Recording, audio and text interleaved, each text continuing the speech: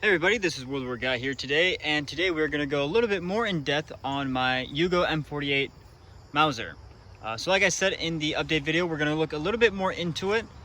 Just going to see, the markings, I don't know, just closer ups of the rifle. And before we go into it, Ian from Forgotten Weapons also has a video on this. I got most of my information from that video. So out of respect and in case I explain something incorrectly, I will post a link in the description so you guys can go check it out. He also will have a bit more information than what I am going to have in this video. So this is very basic, kind of just to look at my, my first rifle, to see it up more closely. So let's hop into it and let's begin with a little bit of background. So after World War II, Yugoslavia had a lot of leftover German Kar 98Ks.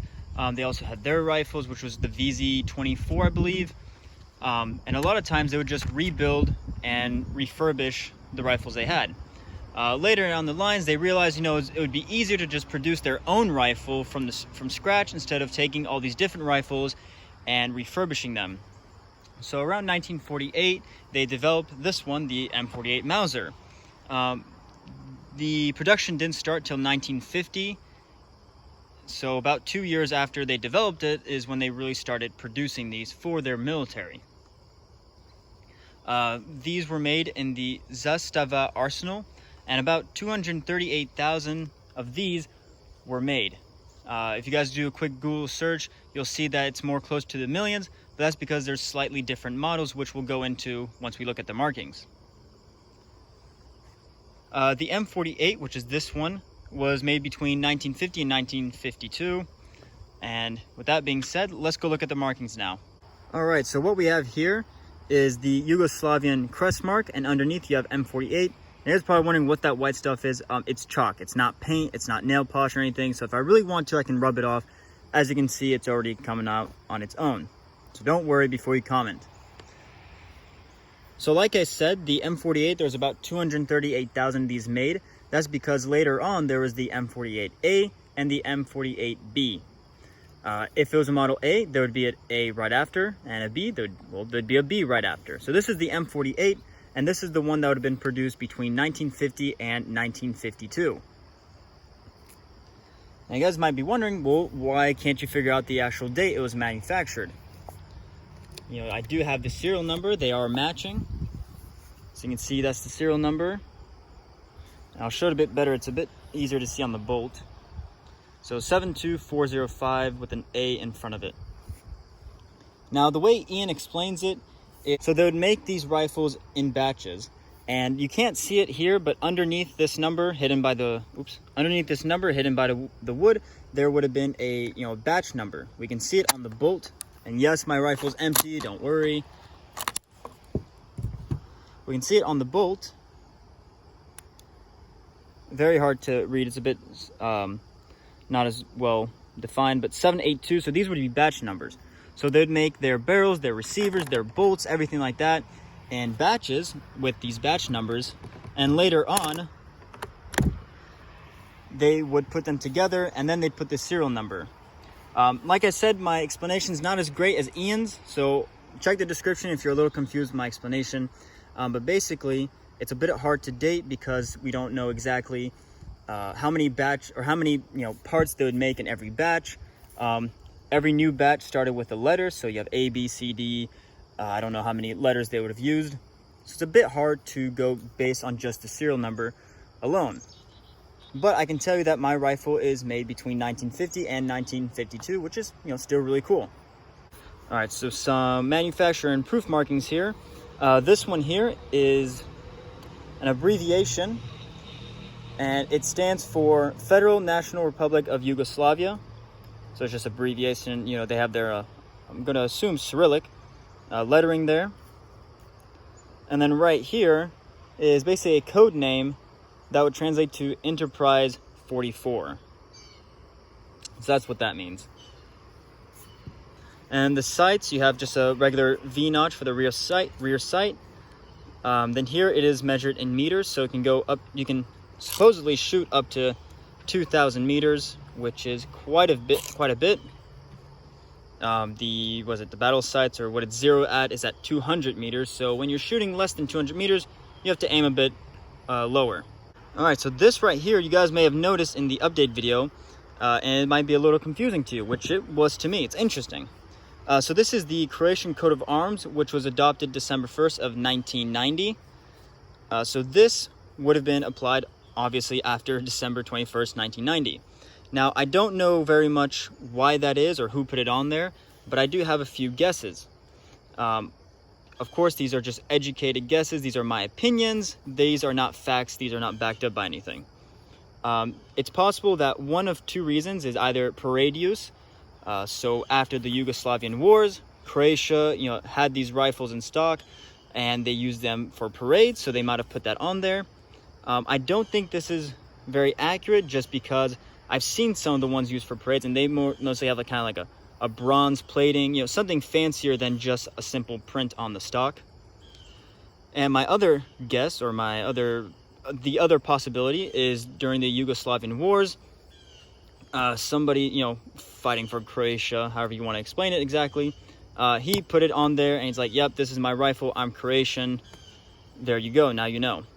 Those are the only two things I can think of. Looking at the shield, it doesn't look like someone put this on, in the last 5 years, last 5-10 years. So yeah, that's pretty interesting. So yeah, you have the regular checkered pattern that the Croats are pretty known for. And on top, you have 5 different shields. Each shield represents 5 different historical regions, in Croatia. I can't tell you which one's which, but if you do a quick Google search, you'll find the answers if you want to know more. And then on the stock, you again have the serial number, but what's interesting is somebody at some point hand wrote the serial number on the stock. So he's 72405, 72405. I don't know what's the reason for that. Maybe they wrote it on there before they stamped it in there, so they could remember something. Either way, pretty interesting. This is the bayonet that would have been used for the M48. Before you say anything, this one, I do not believe it is a Yugoslavian made bayonet. I believe it is a Belgian M something, but these are nearly identical to the Yugoslavian ones. They have, the barrel loop, they have the wooden grips, they have the 2 rivets there. The only difference is the Yugoslavian ones for this rifle would have had, different markings. They would have, I think, the, Enterprise 44 marking on there too, as well as on the sheath, you would have had a serial number on this piece here. But nonetheless, this is very similar to what they... My bad. This is very similar to what they would have used. And just to show you guys, I'm going to put it on the rifle so you can see what it looks like. So it's very simple. This is your cleaning rod here, and the cleaning rod you guys probably won't be able to see, but there is a, the hole goes all the way into the blade, and that's where the cleaning rod will go. It's a bit stiff, and you just push it down and it's locked into place. So you can see the barrel band is around the barrel. It's locked into place. And to release it, you just got to push the button on the side here and then kind of just lift up and just pull it off. So that's a bit what it looks like with the bayonet. As you can see, it's pretty cool if you ask me. And as you guys can see there with the bayonet. So that's what it would look like when you attach the bayonet on there. All right, onto the sling. This sling I actually bought a few years ago. If you check I think it's my very first update video, you can actually see the sling in there. I bought it thinking it was a World War II German, Kar 98 case sling, but now I'm not too sure. I don't know if it's Yugo, I don't know if it's German, I don't know if it's post-World War time. I just don't really know my slings. So if you guys want to help me, that's great. That would be great.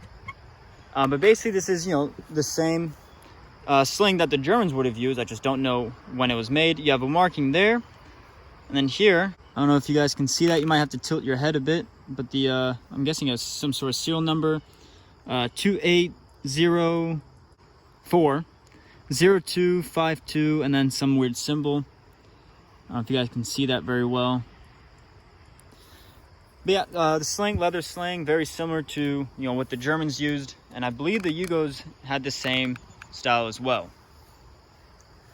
All right, before we conclude the video, I will put a clip of me shooting my rifle for the first time, and let's go see it.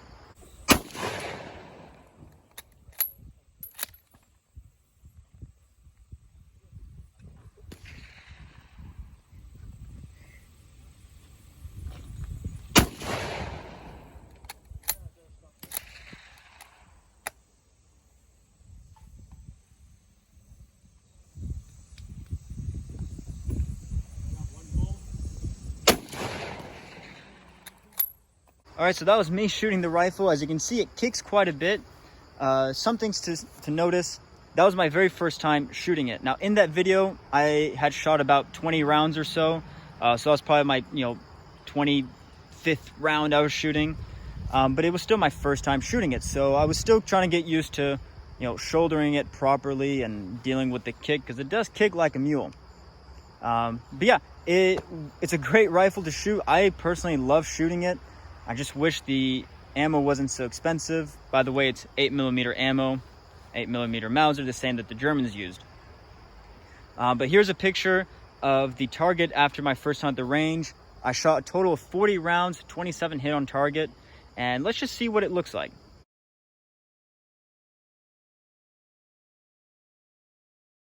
So as you can see, I didn't hit the bullseye. I shot all around the red. I was shooting at about 100 yards. It's not bad considering, it was my first time shooting this rifle. All right, so that was the close-up, the review, and just kind of the show-off of the rifle. I hope you guys enjoyed it. I am very happy to be able to share this with you guys. So with that being said, go ahead and, like the video, comment, share it as well, show off to your friends what I got, and subscribe so you can see more cool content. But besides that, you guys have a great day.